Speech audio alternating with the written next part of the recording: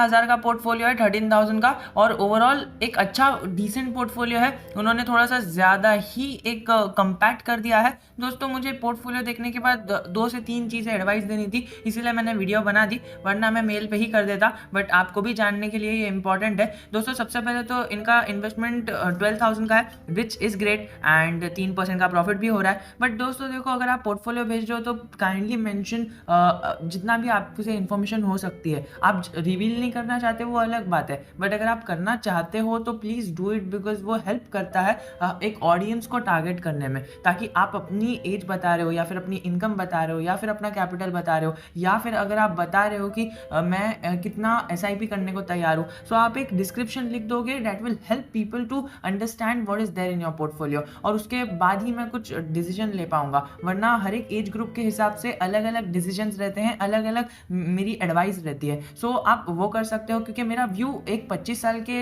एक इंसान के लिए और एक 50 साल के इंसान के लिए डेफिनेटली अलग रहेगा। चलिए सीधा शुरू करते हैं पोर्टफोलियो रिव्यू से। तो सबसे पहला स्टॉक जो है वो डाबर का है, डाबर इंडिया। अगेन मैं कुछ कहना नहीं चाहूँगा, डाबर का हम टूथपेस्ट यूज़ करते हैं एंड कई सारी चीज़ें डाबर की है, तो इसको तो आप रहने दो, बहुत अच्छा प्रॉफिट हो रहा है आपको, इसके अंदर 1% का प्रॉफिट हो रहा है, बट आगे जाके ये अपना जोश दिखाएगा। आपको पता है ओवरऑल इसका चार्ट ग्रीन पैटर्न में है, सो इसको सेल आउट करने की कोई ज़रूरत नहीं है, इसको अपने पोर्टफोलियो में ज़रूर की ज़रूर आप जगह दे सकते हो। चलिए आगे बढ़ते हैं, और आगे कौन सा स्टॉक है, HUL। अभी HUL भी इतना बड़ा अच्छा स्टॉक है, अब सेक्टर का लीडर है और कई सारे बिजनेसेस है, मैंने कई सारे पिछले वीडियोस में भी डिस्कशन किया था HUL के बारे में। सो HUL को भी आप कंटिन्यू कर सकते हो। आपकी जो अमाउंट है, यहाँ पर अमाउंट अराउंड आपने एक शेयर लिया है 2746 का, विच इज़ ग्रेट। चलिए वो नुकसान हो रहा है उसको देखो मत, आप वो जो जनरली है वो ऊपर ही जाएगा। चलो आगे बढ़ते हैं SBI। अब SBI के बारे में क्या कहने, एकदम नंबर 1 PSU बैंक है। अगर आपको PSU बैंक पसंद है,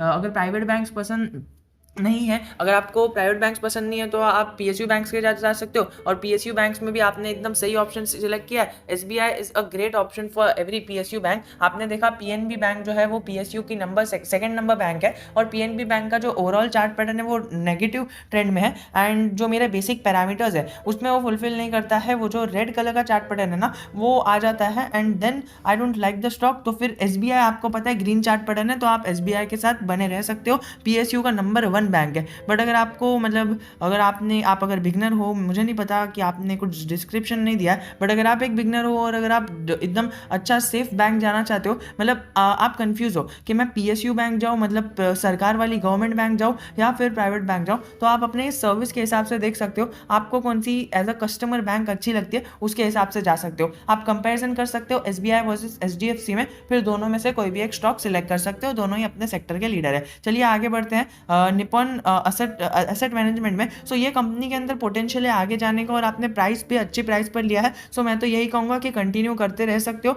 आपने एक ही क्वांटिटी ली है, विच इज़ ग्रेट। आपने मतलब एज पर द कैपिटल आपने सही डाइवर्सिफिकेशन किया है। हाँ, मतलब इतनी ज़्यादा क्वांटिटी लेने के बाद भी किसी को दिखाना नहीं है कि मैंने इतनी सारी क्वांटिटी लिया है। आपने एक क्वांटिटी ली है या फिर आधी क्वांटिटी ली है, वो मैटर नहीं करता है। आपका जो एक sense of buying the stock है, जितनी पोर्टफोलियो एलोकेशन है, वो सारी स्किल्स मैटर करती है, एंड देन वो ग्रेजुअली आगे तो बढ़ते ही रहेगा। चलिए आगे बढ़ते हैं RVNL। तो RVNL के अंदर आपने निवेश किया है अराउंड 360 का, जो आपके पोर्टफोलियो के हिसाब से ठीक ठाक अमाउंट है। और RVNL का और अगर IRCTC का मर्जर हो जाता है तो एक बहुत बड़ी खुशखबरी आपको देखने मिल सकती है। तो चलो RVNL के साथ भी आप इसके अंदर रह सकते हो। चलिए असली मज़ा तो अब से चालू होता है ना, क्योंकि आगे है टाटा टिन प्लेट। क्योंकि मेरी कई सारी ऑडियंस है, उन्हें नहीं पता होगा टाटा टिन प्लेट क्या है। सो दोस्तों मैं बेसिकली एक इंट्रो देना चाहूँगा। टाटा टिन प्लेट ये एक फर्स्ट एवर मैन्युफैक्चरिंग कंट्री, मतलब ये है कंपनी है जिसने है ना इंडिया में सबसे पहले मैन्युफैक्चरिंग चालू की, हमारे इंडिया में, मतलब ओवर द वर्ल्ड नहीं, लेकिन खाली हमारे इंडिया के अंदर सबसे पहला मैन्युफैक्चरिंग प्लांट इन्होंने ही चालू किया है। और ये जो है अपने जो सेक्टर है, अपने सेक्टर के अंदर लीडर तो नहीं कह सकते, लेकिन एक लीडर का से कम भी नहीं है। दोस्तों क्या है ना, मतलब इसके सेक्टर के, मतलब मैं पहले आपको बताता हूँ क्या करता है ये है ना, इसका काम है कि टिन प्लेट्स बनाता है। अभी इसका नाम जैसा कि है वैसा ही इसका काम है, टाटा टिन प्लेट वही टिन प्लेट्स बनाता है। अब टिन प्लेट्स क्या होता है ना, मैं बेसिकली एक इंट्रोडक्शन देता हूँ।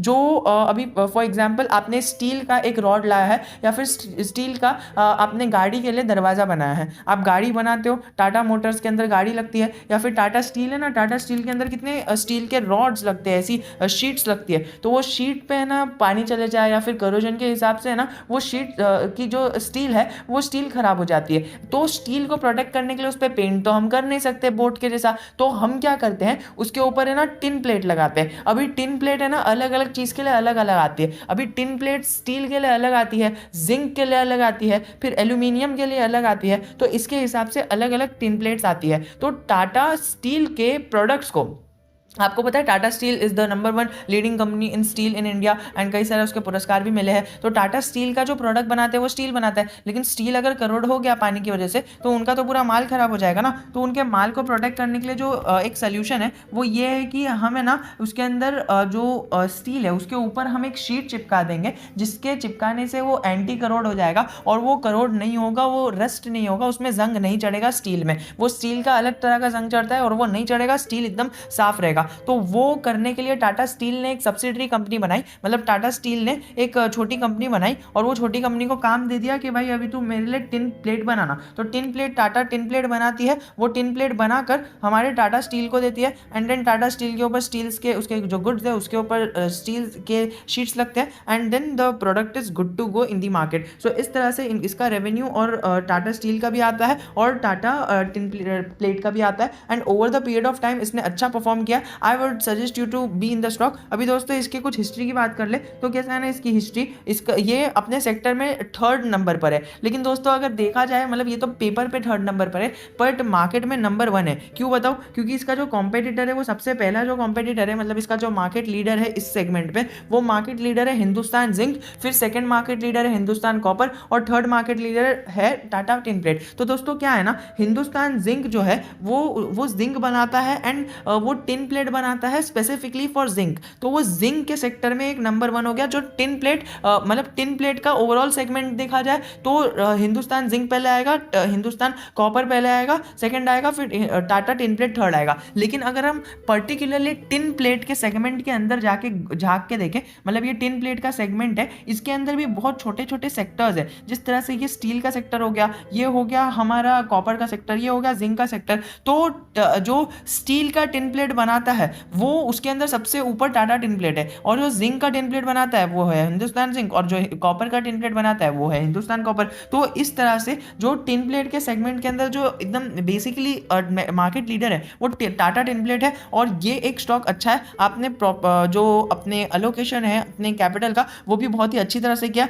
सो आई वुड रिकमेंड यू कि इसको रहने दो। हाँ मानता हूँ बहुत ही छोटी कंपनी है बट आगे ग्रो करने का बहुत ज़्यादा पोटेंशियल रखती है, और इसने ही हमारे इंडस्ट्री को, इंडियन इंडस्ट्री को ट्रिपलेट टिन प्लेट बताया। मतलब ट्रिपलेट टिन प्लेट क्या होता है ना, ये टिन प्लेट मतलब ये स्टील का शीट है, उस शीट के ऊपर टिन प्लेट लगाएंगे लेकिन वो ट्रिपल लेयर वाली लगेगी। वो भी बेसिकली हमें साइंटिफिक वे में जाने की कोई ज़रूरत नहीं है, वो एकदम मतलब ऐसी ट्रिपल लेयर वाली रहेगी जो एक्स्ट्रा प्रोटेक्टिव रहेगी और कॉस्ट कन्वीनियंट भी रहेगी। लेकिन दोस्तों इसके अंदर एक चीज़ है कि 2018 में एक बहुत बड़ा क्रैश आया था, और वो क्रैश से लेकिन देखिए 2020 में वो जूझ कर निकल गई है और अभी भी उस क्रैश को तोड़ते हुए ऊपर चले गई है। सो ये एक अपने क्रैश को फेस कर पाना वो किसी भी कंपनी के लिए एक बहुत ही चैलेंजिंग टास्क रहता है, जो टाटा टिन प्लेट ने करके बताया। तो ये डिजर्व करता है। अगर आपको ऐसा कोई स्टॉक चाहिए जो मतलब बेसिकली जनरली लोगों के नज़र में ना हो, so you can consider this stock. आगे पोटेंशियल है, इतना भी ज़्यादा ग्रो नहीं करेगा, आपके पैसे को 1000-10,000 गुना तो नहीं कर देगा,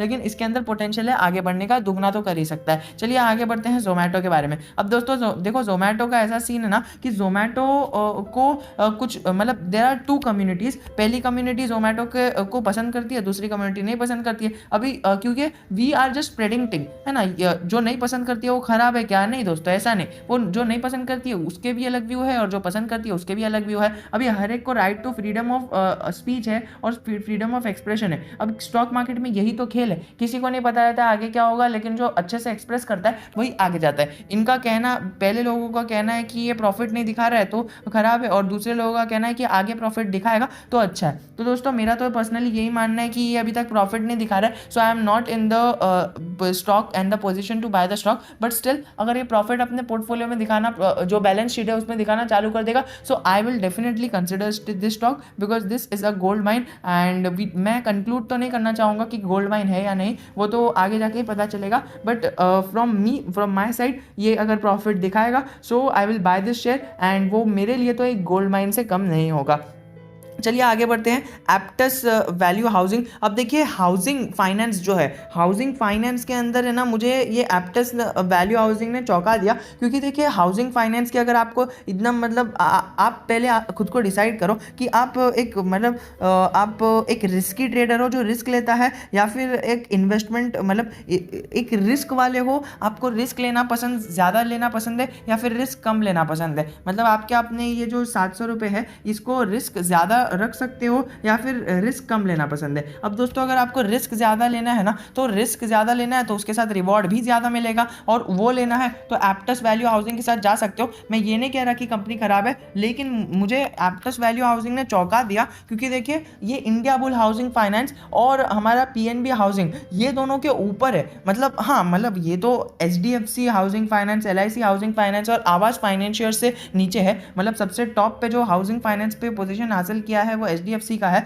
सेकंड पे एलआईसी का है, और थर्ड पे आवास है, फिर फोर्थ पर ये आ गया, और फिफ्थ पर हमारा पीएनबी हाउसिंग है, और सिक्स्थ पर इंडिया हाउसिंग है, तो इंडिया बुल्स हाउसिंग है। तो आपने देखा कि ये इंडिया बुल्स और पीएनबी हाउसिंग के ऊपर है, तो ये एक प्रॉफिट जनरेट कर रहा है और अच्छा खासा प्रॉफिट जनरेट कर रहा है। मैंने चेक भी किया, इसकी सेल्स है ना 5 साल से 50% बढ़ चुकी है, जो एक बड़ी अच्छी बात है, एंड प्रॉफिट्स भी जनरली जनरेट करके ही दे रहा है। लेकिन दोस्तों ऐसा है ना कि ये अभी अभी लिस्ट हुआ है एंड वी डोंट नो कि स्टॉक की प्राइस किस तरह से मूव करेगी। सो लेट्स सी कि क्या होता है। अगर आपने इसके अंदर इन्वेस्टमेंट किया तो ये high risk high reward company है, आगे जाके हाई रिवॉर्ड भी दे सकती है, लेकिन आपको रिस्क लेना भी चाहिए। तो रिस्क लेंगे तभी ही पता चलेगा कि आगे क्या होगा। चलिए आगे बढ़ते हैं, एंड आगे बढ़ने के बाद हम देखेंगे इसका देवयानी इंटरनेशनल। अब देवयानी इंटरनेशनल के बारे में क्या बात करूँ, अभी अभी लिस्ट हुआ है, एंड जिसको नहीं पता है, मैंने पिछले किसी एक वीडियो में शायद बताया भी था। देवयानी इंटरनेशनल देखो दोस्तों ऐसा है ना कि ये है ना हमारे इंडिया के अंदर है ना